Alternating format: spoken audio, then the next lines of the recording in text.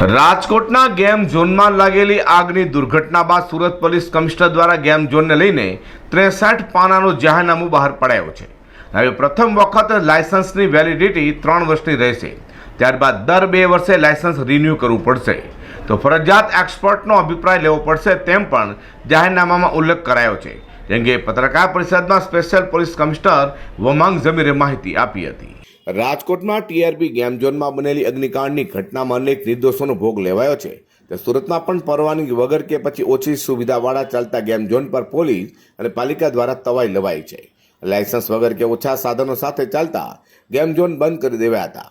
તો Surat police commissioner દ્વારા 63 પાનાનું game zone લઈને જાહેરનામું બહાર પાડ્યું છે અને જાહેરનામામાં જણાવ્યું છે કે ગેમ ઝોન શરૂ કરાવવા હવે માલિકોને લાયસન્સ ફરીથી લેવું પડશે। જાહેરનામા પ્રમાણે ગેમ ઝોનમાં એક્સપર્ટ અભિપ્રાય પણ ફરજિયાત લેવાનો રહેશે। ગેમ ઝોનના માલિકે ફરજિયાત થર્ડ પાર્ટી લાયબિલિટી ઇન્સ્યોરન્સ લેવો પડશે। ગેમ ઝોનમાં આવતા લોકોની સુરક્ષા અંગે ખાસ ધ્યાન રાખવું પડશે। જો સુરક્ષા બાબતે કોઈ ચૂક જણાશે તો ગેમ ઝોન માલિક સામે ફોજદારી કરાશે। નિમણૂક કરવા માટે નિમેલા ઇન્સ્પેક્શન કમિટી દ્વારા 6 મહિને તપાસ કરવાની રહેશે। ફાયર સેફટી, બીઓ અથવા structure ability, health and electrical તમામ બાબતોની એનઓસી અને મંજૂરી લેવી પડશે। પ્રથમ વર્ષે 3 વર્ષનો, ત્યારબાદ દર 2 વર્ષે લાયસન્સ રિન્યૂ કરવું પડશે તેમ સ્પેશિયલ પોલીસ કમિશનર સેક્ટર 1 વમાંગ જમીર દ્વારા પત્રકાર પરિષદમાં જણાવાયું હતું।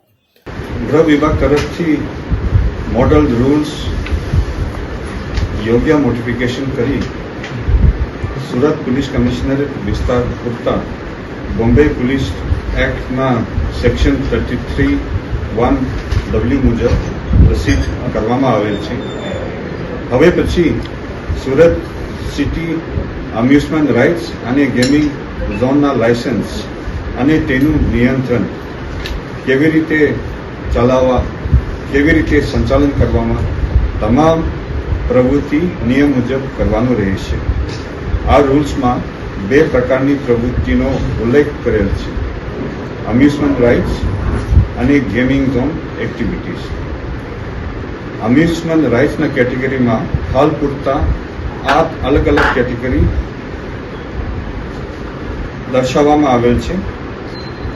ગેમિંગ ઝોન એક્ટિવિટીઝમાં હાલ પૂરતા 55 અલગ અલગ એક્ટિવિટીઝ અને કેટેગરી ઉલ્લેખ કરેલ છે।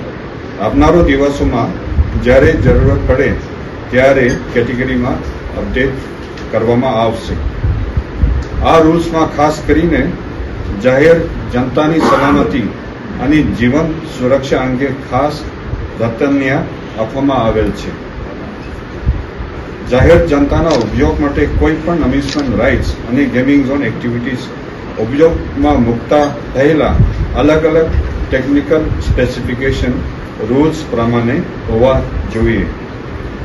ટેકનિકલ સ્પેસિફિકેશન કડકાઈપણે પાલન થાય છે કે કેમ તે માટે આ રૂલ્સમાં એક ક્વોલિફાઈડ પર્સનના જોગવાઈ કરવામાં આવેલ છે અને આ ક્વોલિફાઈડ પર્સનના ફરજ રહે છે કે તમામ ટેકનિકલ મુદ્દાઓ પર નિયંત્રણ રાખવાનું અને સુપરવિઝન રાખવાનું, જેના પાસે સિવિલ, મેકેનિકલ અથવા તો ઇલેક્ટ્રિકલ ડિગ્રી હોવા જરૂરત રહે છે।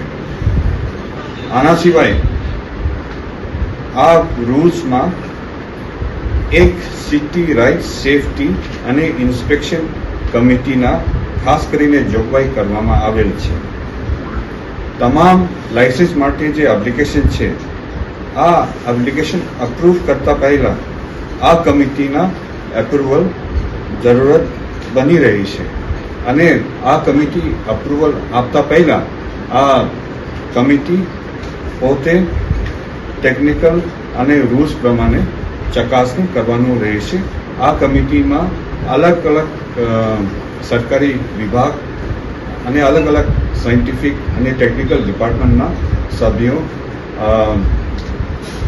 પ્રતિનિધિ તરીકે સમાવેશ કરવામાં આવેલ છે।